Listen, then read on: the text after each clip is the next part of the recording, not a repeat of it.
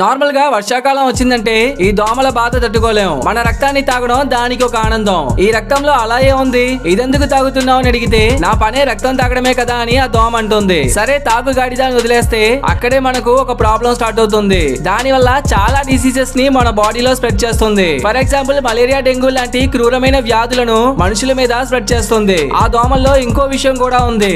అదేంటంటే సపోజ్ మీరు పడుకునేటప్పుడు 12 లక్షల దోమలు మీ రక్తాన్ని తాగితే మీ బాడీలో ఒక్క డ్రాప్ రక్తం కూడా ఉండదని అంటున్నారు. లాస్ట్ లో మీరు చనిపోతారు. అంత క్రూరమైనదే ఈ దోమలు. అందులో చూసారంటే ఏషియాలో ఉన్న టైగర్ మస్కిటో అనే ఈ రకమైన మస్కిటోస్ కేవలం 12 లక్షల దోమలు కుడితే చాలు. అంటే నార్మల్ మస్కిటోస్ కన్నా 1 లక్ష తక్కువగా ఈ టైగర్ మస్కిటోస్ బ్లడ్ తాగినా కూడా మన బాడీలో ఉన్న బ్లడ్ మొత్తం తాగేస్తుందంట.